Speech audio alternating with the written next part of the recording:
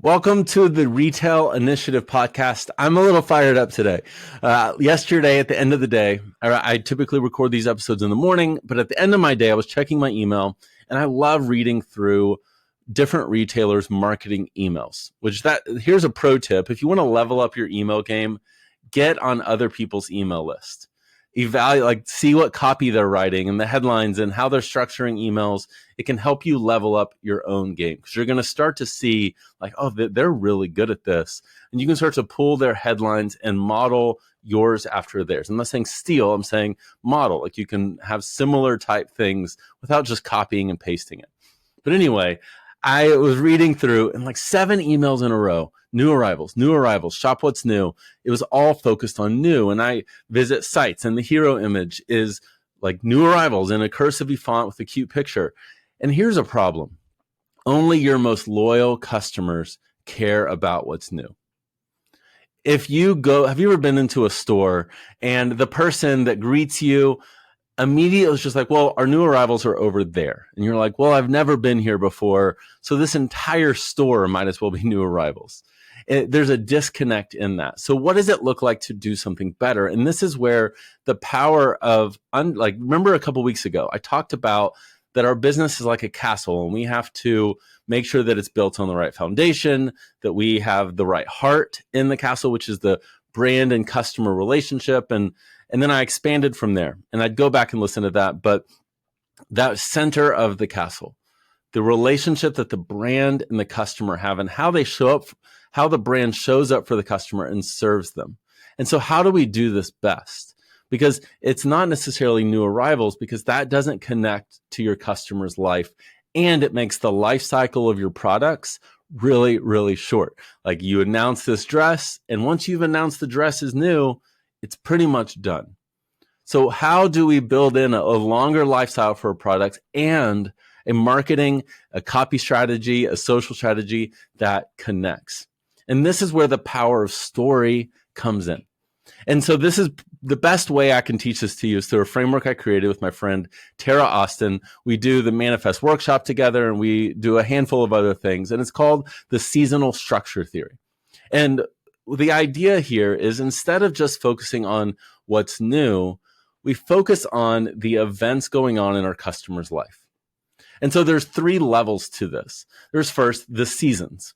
Seasons are not just like, fall, winter, spring, summer. Seasons really are like the seasons of your customers' lives.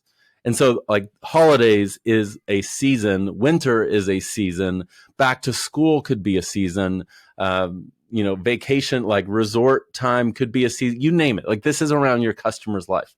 So there are seasons that we alternate through. And then within those seasons, there's what we call major events and minor events. Now, major events are bigger things. These could be things like game day, holiday parties, like big Thanksgiving is a major event. And these things are based on your customer. They're not like universal. Every brand's going to have different major events. And then you have minor events. You could even consider minor events to be like moments. The moments might be how your customer feels when she is taking that family picture and she's coordinated amazing outfits. A minor event might be the temperature finally getting cool enough where you can sit on a back patio and drink wine while your kids play. And thinking through, okay, how does our customer want to feel in these moments? So these major events, like what does it look like for her? What is she thinking about these events? How does she want to feel about it? So whether it's little minor moments or major events, we want to center our marketing around that. And then we get to the third level, which is showcasing how they can feel within those moments. And so when we get that dress that I talked about earlier, instead of that dress just being here's what's new, it can be a fall find, something related to getting back into the fall season, and tying that into all the things that your customer feels about fall. It could be a wedding guest dress. It could be a date night dress. It could be all of these things that we can then center that into curated collections, into reels around these events, into emails that are centered around the fall season or centered around even those minor moments. but we can tell a story that is centered around like, what does our customer's life look like? What is she thinking about or he thinking about?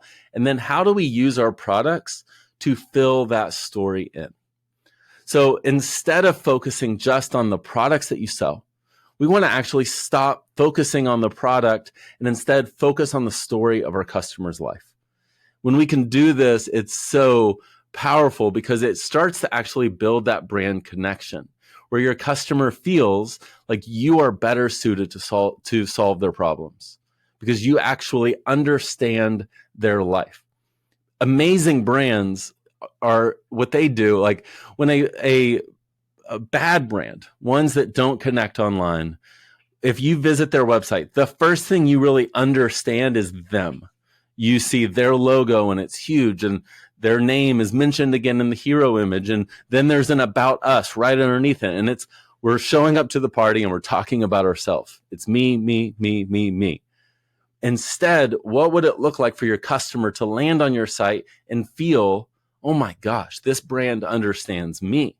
I feel understood by this brand. And so how we do that is by looking at, okay, what season is our customer in? What are the events going on in their life? And then how can we tell a story to showcase that? And so some tactical ways to do that. You can get into ChatGPT. Tell ChatGPT a ton of information about your brand, who you are, what you're focused on, even product-wise. Then describe your perfect customer and describe the moments going on in their life. And then ask it to write a ton of subject lines for your emails.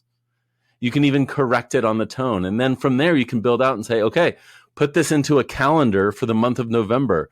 Keep in mind these dates, or you can tell it your promotions and have it build a calendar. Then say, for every one of these emails, give me 3 real ideas that is centered around the events in my customer's life and along the themes of inspiration, inspiring your customer around what you sell, education, so teaching them something, how to style X, Y, and Z, how to style a denim jacket in 3 different ways, and then entertainment. These are the funny things that can build a deeper connection emotionally with the brand.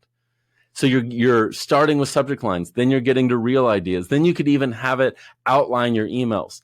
Then you can have it say like, okay, well, we're going to update our site twice a week. Provide hero image copy with a headline and a subheadline. So instead of new arrivals, you're at fall finds, like shop fall new arrivals. It doesn't have to be anything like this is subtle. You're not like telling a story that's like, imagine how you're going to feel during fall. Instead, you are tying in the season and these events into your copy. So this was a quick one, but it's a powerful idea that if you can implement into your business and get away from just focusing on what's new and instead focus on the events in your customer's life, I think you're going to see it make a massive impact. So thanks for tuning into this week's episode.